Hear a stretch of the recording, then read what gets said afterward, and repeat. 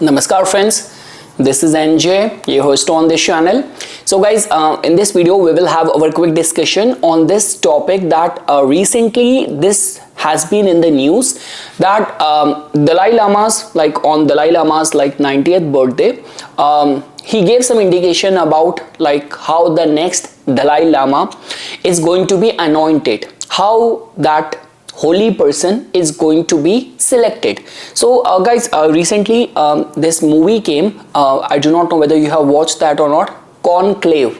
In that movie they actually showed in detail the process which is followed for the selection of the Pope. Like it was in the news that this recently anointed holy the Pope has some American roots and American ties and all. So I just thought, because I got intrigued, especially when I follow the whole process, which I will explain it to you very soon, that the process with which the Dalai Lama is being selected. So guys, if you have watched any of my Ketu videos, over there as well, I have given a lot of attention to this, that Ketu represents omens. Now, obviously with the changing times, a lot of the amendments have been made, but if you will go by the ancient process which was followed in many tribes, like the process to find the cult leader. So some of the customs used to be some of the indigenous tribe used to follow that when the leader will be burnt, his dead body will be burned, so the direction in which the smoke will go, in that direction you have to go, and there will be a person who is going to have specific markings on the body, and that is how you will find the next leader. And I guess so many people, great people who have been born, they have been born with the specific markings on their body as well. So because of which guys, so I will first talk about, this whole discussion is going to be divided in 3 parts. In the very first part we will try to look at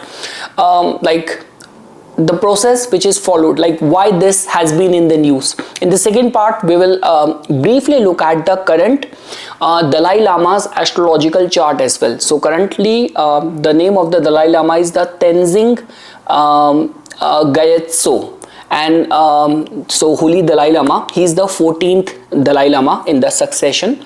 So now the search is for the 15th. So for the current incumbent Dalai Lama's astrological chart, we will look at that as well, because he was selected with the same process only.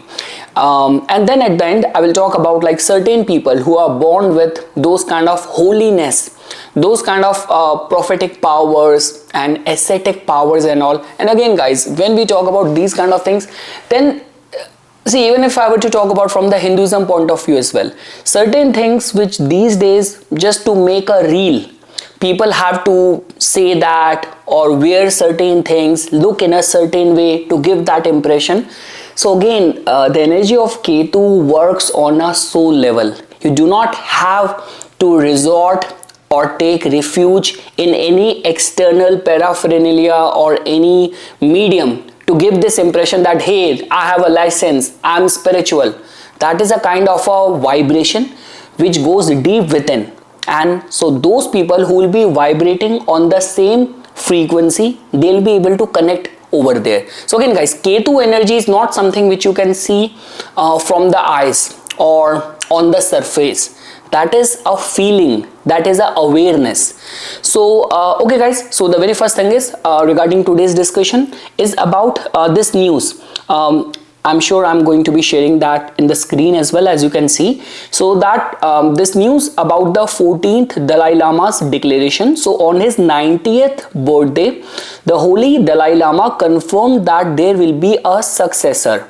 So so there is a spiritual milestone in the Little Lhasa, so this place. So thousands of the Buddhist monk and scholars gathered in McLeodganj Dharamshala, known as the Little Lhasa, for the Dalai Lama's 90th birthday, and a 3-day religious conference he presided over. So so the ritual which I was talking about, so Dalai Lama is seen as the reincarnation of the Avalokiteshvara, the Bodhisattva of compassion.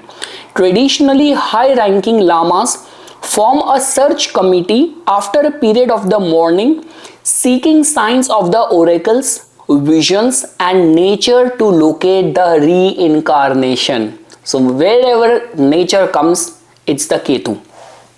So the test of the reincarnation. So what is the process which they follow? So potential candidates, often young boys born around the previous Dalai Lama's death, must identify the personal items of their predecessor to confirm their identity. And once it has been selected, so education in the Buddhist philosophy and the leadership then follows. Then that selected Dalai Lama will be trained for the Buddhism, for all the philosophies, and I'm sure it's going to be very prodigious and very wise and all. So the current Dalai Lama, guys, so even he was selected through the same process only. So the 14th Dalai Lama, born Lhamo Dondup in 1935 to a farming family in what's now is Qinghai province, and he was identified as a reincarnation at the age of 2.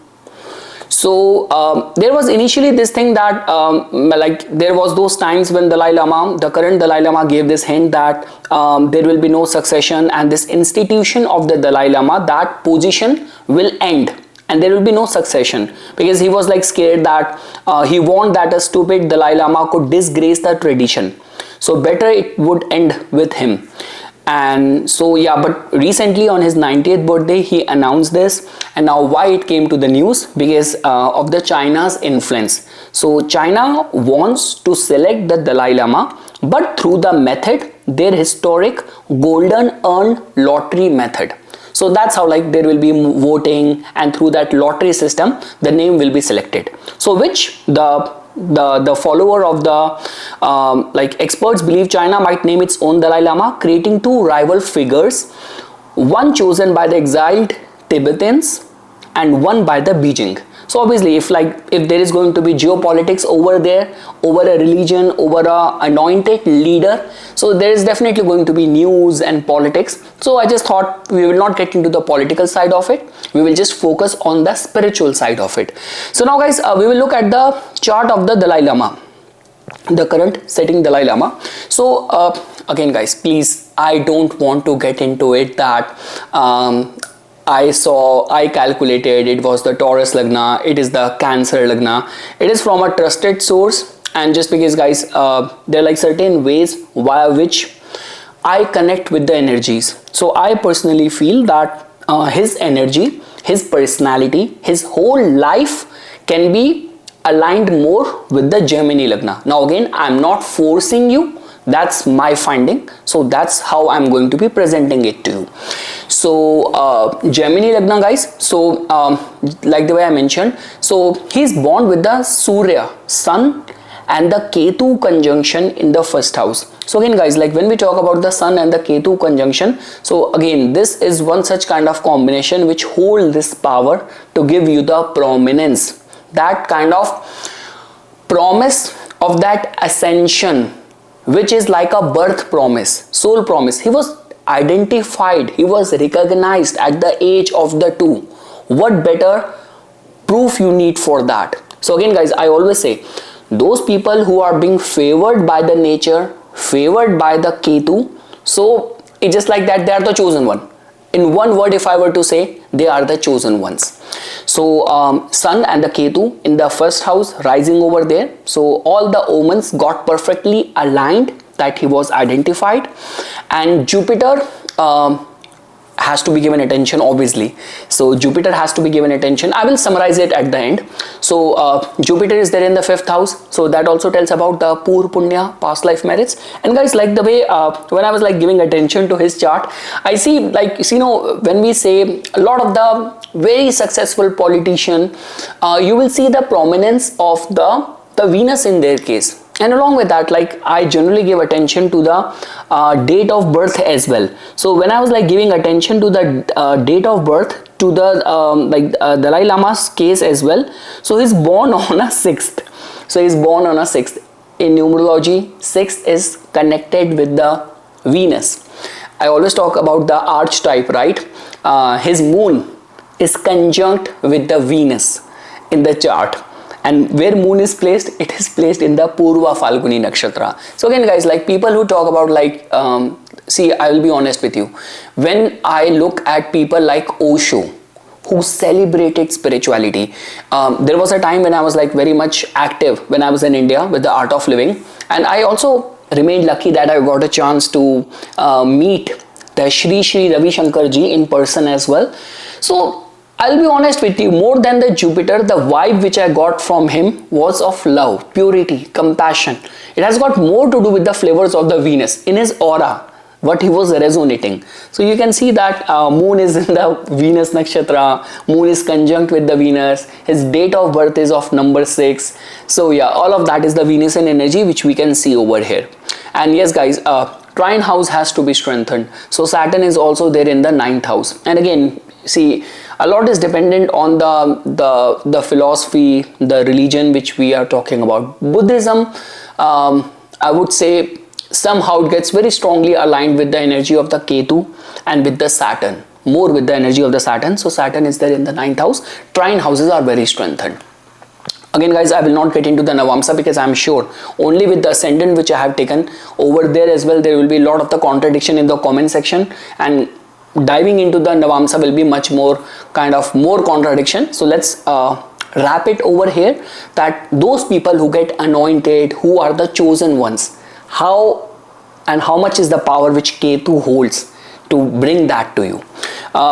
Now guys, this is what about Dalai Lama's chart. And now when we talk about this discussion, so I will summarize it guys over here. I made certain points. So see guys, when we talk about like certain things, like people who are like very spiritual people, and like spiritual people, chosen ones, the gurus and all, so you will obviously see that goes without saying that 9th house has to be in a strengthened state, Jupiter has to be prominent, 12th house, when we talk about renunciation, divine services, ashram, monasteries. Again guys, see, I have seen like lot many people,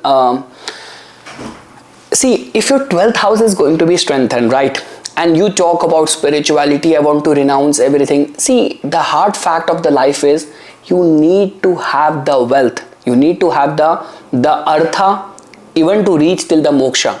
Even if you have to go to any pilgrimage, or you have to visit any of the god darshan, you have to take any offering, you still need money to pay for that, right? So I mean to say, people who actually can excel in the path of spirituality, exclusively devoted to the path of the god and the devotion, why their 12th house is strong? Because 12th house is strong, not only they have that capacity to imbibe that energy and be in that awareness and get aligned with that higher ascension and higher powers and all, but also these are those people who never have any struggle in being supported through charities, through donation, through all the alms. Like there have been those people like who have their ashrams, and you need to have strong 12th house, that looking at your face, at your aura, people are even willing and ready to give in the name of the charity and the donations. Otherwise, these days, you know that even if you have launched a very good product in the market, people will still be like bargaining with it. People will be still checking the reviews before making any move. And they're like those people, just merely looking at their face and energy, people are willing to do the charity and do the donation. Now, why I'm saying this thing? See, knowing this is very important, because certain times what happen,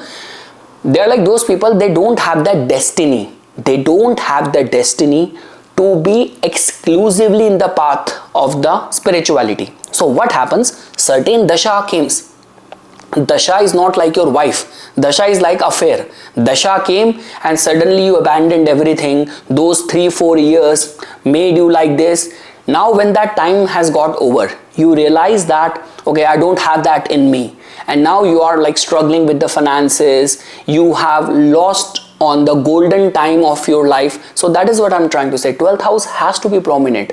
Not only you will be able to be connected with the divine, but finances will never be a concern, because the nature will take care of you. That is what I'm trying to say. 12th house is very important, guys. So Ketu influence is very important, guys. Moon has to be strengthened. Moon has to be strengthened. Moon, some people say that, see, if moon does not have a Paksh Bal, if moon does not have a pakshbal, it might be good for like people when we say that you have to become an astrologer, you have to become a shaman, you have to become a healer. So an afflicted moon is a blessing in that case. Like Scorpio moon person can be a very good astrologer. Scorpio moon person, a very afflicted moon person can be a very good tarot reader. But when we talk about like you know, people who become that a big guru, very religiously elevated people who get anointed like as a pope, as a Shankaracharyas and all of that. So then moon has to be strengthened. Moon needs to have a pakshbal. Moon has to have the influence of the Jupiter, blessing of the Jupiter. That is what I'm trying to say. Afflicted moon can make you a very good tantric. Occult works very beautifully with you. But in order for you to be the embodiment of the divine, moon needs to have strong. Moon needs to have that pakshbal. Fifth house, guys, mantra, sadhana, your disciples, everything is fifth house. So fifth house has to be strengthened. Atma Karak and the Karakamsha. So in Gemini astrology, if Atma Karaka sits in the moksha houses like 4th house, 8th house, 12th house, then this could be a huge indicator of spiritual leadership. So yeah, many anointed spiritual figures show Atma Karak in the 12th or the 9th house. So this could be in the Navamsa as well. So guys, and even the Raj Yogas will have that spiritual overtones. Like sometimes the powerful Raj Yoga like this could be connection between the 5th and the 9th Lord and lift a person to a highly visible spiritual leadership. Like the way I mentioned, Pope, Shankaracharya, Dalai Lamas and all. So you will see that. And so guys, in short, strong 9th house, strong Jupiter, positive Ketu, strong 12th house, benefic moon, activation of the 5th house and Atma Karaka placed in the moksha houses in the Navamsa could be one such combination.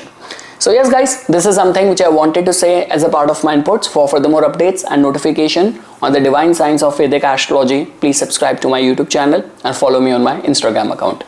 Dhanyavad.